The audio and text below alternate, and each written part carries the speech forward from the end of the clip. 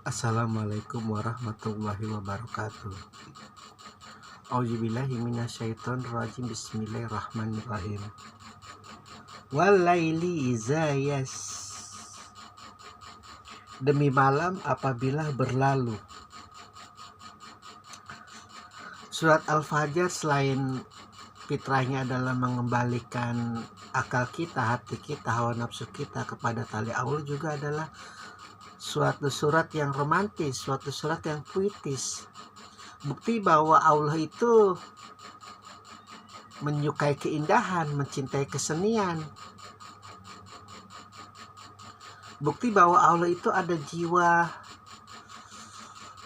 Astagfirullah, Allah itu bukan berupa makhluk, namun kita bermain analogi-analogi bahwa Allah itu adalah suatu entitas, suatu zat yang keindahan seni di dalam dirinya itu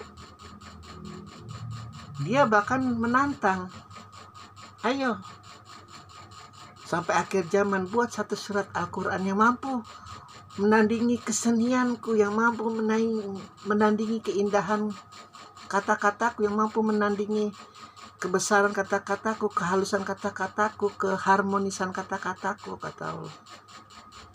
Terbuka. Jadi apalagi kita hidup di zaman yang serba globalisasi ini, zaman keterbukaan, gak apa-apa. Kalau memang kecerdasan manusia udah merasa hebat, sudah merasa melebihi sang penciptanya, karena pengalamannya, karena logikanya, karena hawa nafsunya, karena batinnya itu tidak tercerahkan, gak apa-apa. Dan ketika ada umat Islam yang marah, balikin dengan ayat Al-Quran. Kalian sendiri yang menantang begitu. Aku bisa nih. Karena tantangan Allah untuk seluruh manusia yang tidak mempercayai kenabian Rasulullah, yang tidak mempercayai risalah Rasulullah. Seluruh sekte, seluruh mazhab, seluruh ulama, seluruh imam, dari ujung kutub utara sampai kutub selatan itu tinggal di bawah saja kitab Al-Quran ini, tantangan dari Al-Quran. Coba saja menandingi keindahan kata-kata Allah ini. Demi malam apabila telah berlalu, kan puitis. Maka bagi seorang ulama, bagi seorang kiai apalagi, tidak ada keindahan di dalam hatinya, itu mustahil. Jika memang benar esensi Islam ada di dalam tubuhnya, dari ujung rambut sampai ujung kaki. Mendengar syair-syair yang indah itu pasti bergetar hatinya. Getaran hati mereka itu bukan kepada hawa nafsu, bukan kepada materi, bukan kepada keindahan dunia yang fana ini. Syair-syair yang mengelilingi mereka itu semua tertuju kepada Allah. Getaran-getaran lutnya itu, sehingga apapun cobaan yang Allah berikan, apapun ujian yang Allah berikan, selalu dihadapi dengan senyuman.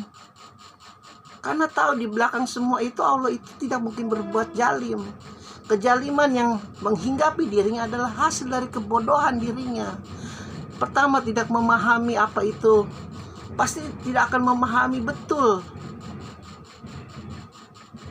serincinya ini apa alam semesta ini. Itu yang pertama. Tidak mungkin manusia itu mampu memahami segala sesuatu. Bahkan Rasul pun berkata, aku tanpa bantuan Allah itu bukan siapa-siapa.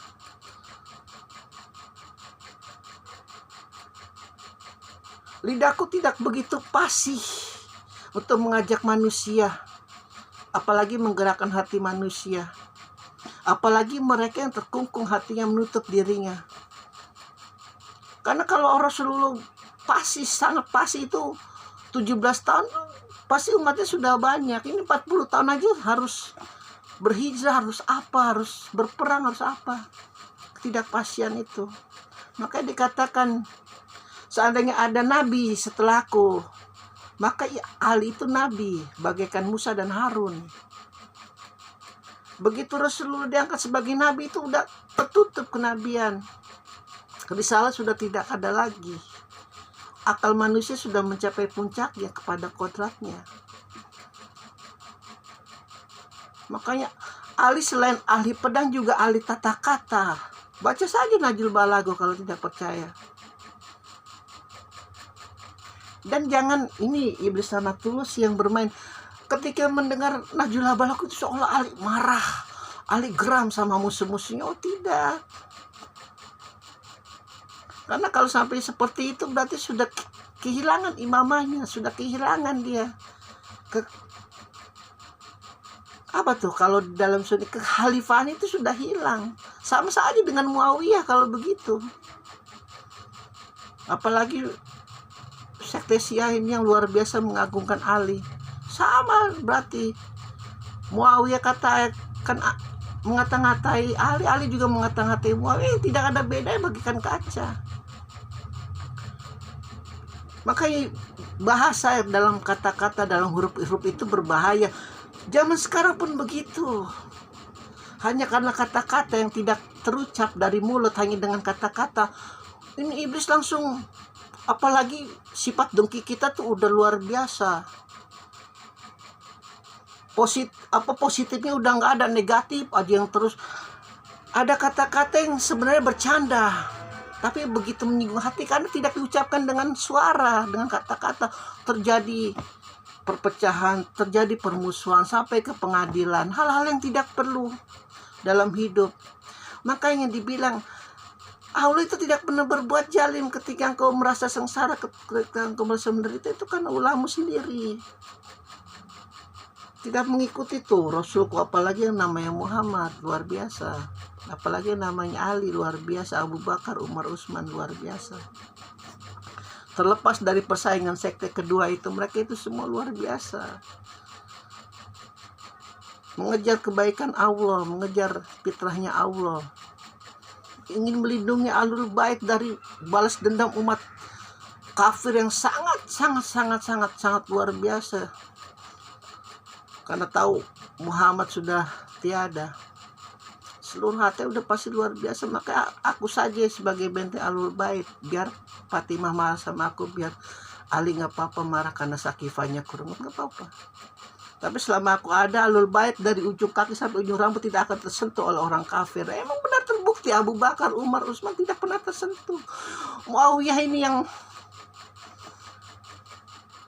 ya karena emang berbeda, dia kode etiknya berbeda untuk meraih kekuasaan.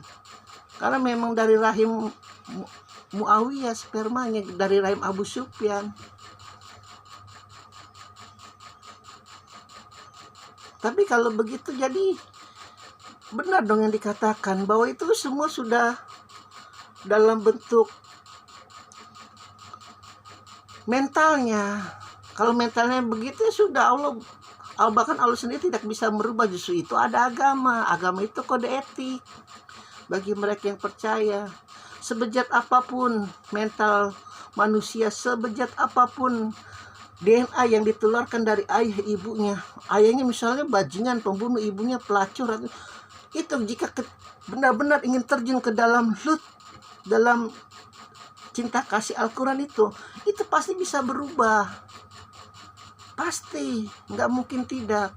Karena Allah sendiri yang menjanjikan. Jadi nggak ada itu namanya istilah.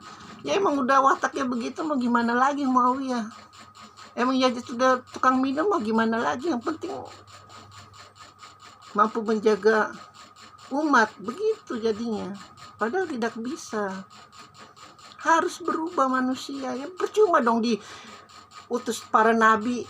Kalau mereka tidak mau berubah, ya bagaimana?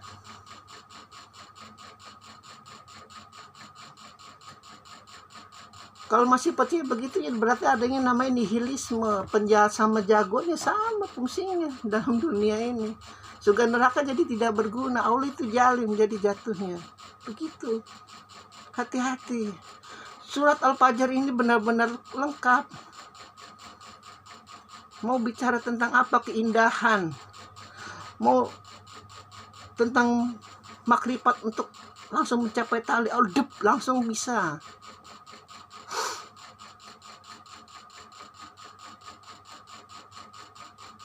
Demi malam apabila berlalu, itu kalau bukan seorang pujangga tidak mungkin lah kata-kata itu bisa keluar. Jadi Allah itu memang 11-12 dengan pujang. Alhamdulillahirabbil alamin.